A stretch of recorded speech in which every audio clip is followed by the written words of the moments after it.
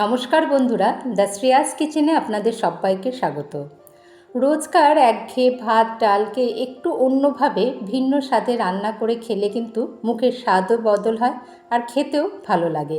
তাই আজকে নিয়ে এসেছি ভিন্ন স্বাদের একটি মসুর ডাল রেসিপি আর পটেটো রাইস রেসিপি।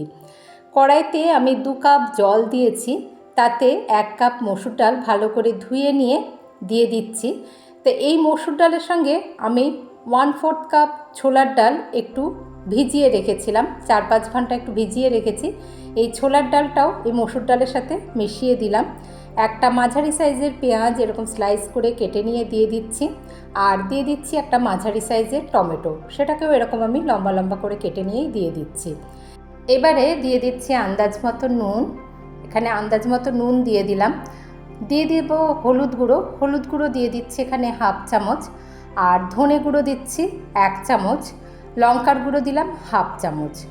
এবারে গ্যাসের ফ্লেমটা অন করে দিয়ে তারপরে এগুলো একটুখানি ভালো করে এইভাবে সব মিশিয়ে নিয়ে ঢাকা দিয়ে মিডিয়াম টু হাই ফ্লেমে রেখে 8-10 মিনিট এটাকে আমরা ফুটিয়ে নেব। চাইলে এটা আপনারা কুকারেও করে নিতে পারেন, একটা হুইসেল দিয়ে নিলেই হবে, কিন্তু এইভাবে করলে তাহলে মসুর ডালটা একটু সিদ্ধ হয়ে আসবে আর ছোলার ডালটা কিন্তু দানা দানা থেকে যাবে। দিয়ে দিয়েছি 4টে চেরা কাঁচা লঙ্কা আর একটু ধনে পাতা। এখন ছোলার ডালটা সিদ্ধ হয়ে গিয়েছে, কিন্তু ছোলার ডালটা বেশ দানা দানা রয়েছে আর মসুর ডালটা ভালোভাবেই সিদ্ধ হয়ে গিয়েছে।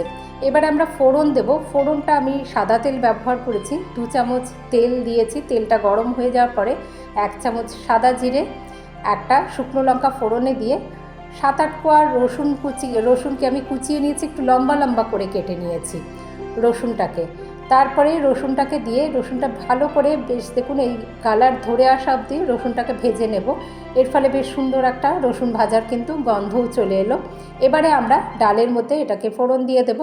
এই তেলের মধ্যে দিয়ে দিচ্ছি 1/2 চামচ কাশ্মীরি লঙ্কার গুঁড়ো, এই গরম তেলের মধ্যেই দিয়ে দিচ্ছি। এবারে এটা একটু মিশিয়ে নিলাম, তারপরে আমরা ফোড়ন দিয়ে দিচ্ছি। এইভাবে একটু ভিন্ন স্বাদের মসুর ডাল বানিয়ে নিয়ে এটা কিন্তু রুটির সাথেও বেশ ভালো লাগে।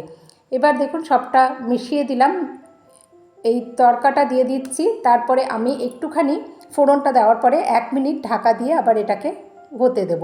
আর একটুখানি রেখেছি, শেষে আমি ওপরে বাটিতে সার্ভ করার পরে ওপরে একটু দিয়ে দেব, সেই জন্য একটুখানি ওই ফোড়নের তেল একটুখানি রেখে দিয়েছি। দেখুন এইভাবে আমরা মিশিয়ে নিলাম। এবার আমাদের এই ভিন্ন স্বাদের মসুর ডাল কিন্তু গরম গরম সার্ভ করার জন্য রেডি হয়ে গেল। দেখুন এখানে ছোলার ডালটা বেশ দানা দানা দেখা যায় আর মসুর ডালটা ভালোভাবেই গলে যায়, তবে একেবারে খুব গলে যাবে না, একটু একটু দানাদার থাকবে। এইভাবে দেখুন এটা সার্ভ করার পরে ওপরে আমি এইরকম করে এই তেলটা একটুখানি দিয়ে দিলাম আর একটু ধনেপাতা দিয়ে এটা সার্ভ করে দিচ্ছি। এইভাবে ভিন্ন স্বাদের এই মসুর ডালটি কিন্তু রুটি পরোটার সাথেও দারুণ লাগে। তবে আজ আমি এটা পটেটো রাইসের সঙ্গে সার্ভ করব। ভাতটা আমি রান্না করে নিয়েছি, এটা কিন্তু বেঁচে যাওয়া ভাত দিয়েও রান্না করে নিতে পারেন। 1 চামচ রিফাইন্ড তেল আর 1 চামচ ঘি গরম করে তাতে সামান্য একটু সাদা জিরে, একটা তেজপাতা চিড়ে দিয়ে দিলাম আর দারচিনি ফোড়ন দিয়ে দিয়েছি। ফোড়নে বেশ সুন্দর গন্ধ বেরিয়ে এলে এতে একটা ছোট সাইজের পেঁয়াজ এরকম একটুখানি কুচিয়ে নিয়ে দিয়ে দিলাম। পেঁয়াজটাকে আমরা হালকা গোলাপি রং ধরে আসা অবধি ভেজে নেব, খুব ব্রাউন করে এটা ভাজছি না, একটু বেশ কাঁচা গন্ধও যাবে আর হালকা রং ধরে আসছে। একটু রং ধরে আসার পরেই এতে দিয়ে দিচ্ছি 1/2 চামচ আদা রসুন বাটা। আদা রসুন বাটাটাকেও আমরা ভালো করে একটুখানি কষিয়ে নেব।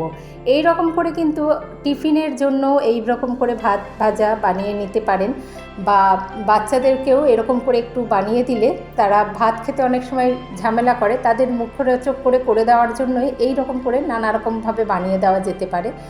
দিয়ে দিচ্ছি এখানে আলু আর 1 মুঠো গাজর একটু ছোট করে কেটে দিয়েছি, একটু কালারফুল হবে সেই জন্য। চাইলে একটুখানি ক্যাপসিকাম বা বিনসও দিতে পারেন। আমি এটা শুধু আলুর পরিমাণটাই বেশি দিয়েছি, একটা বড় সাইজের আলু কেটে দিয়ে দিয়েছি। এবার এতে দিয়ে দিচ্ছি আন্দাজ মতো নুন দিয়ে ভালো করে এটাকে ভেজে নেব। এখানে আমি 1/2 চামচ ধনে গুঁড়ো দিয়ে দিলাম। এবার ধনে গুঁড়োটাও ভালো করে একটু মিশিয়ে নেব, এই ধনে গুঁড়োর কাঁচা গন্ধ চলে যাওয়া অবধি।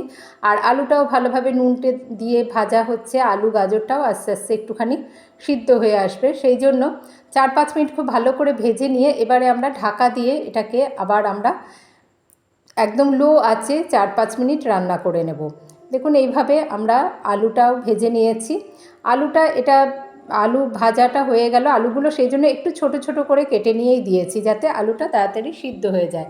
খুব ভালো করে আলুটা এরকম ভাজা হয়ে যাওয়ার পরে এখানে আমি দিচ্ছি 1/2 চামচ ভাজা জিরে ধনের গুঁড়ো, আর 1/2 চামচ দিয়ে দিচ্ছি গোলমরিচ গুঁড়ো, আর 1/4 চামচ দিয়ে দিলাম গরম মশলার গুঁড়ো।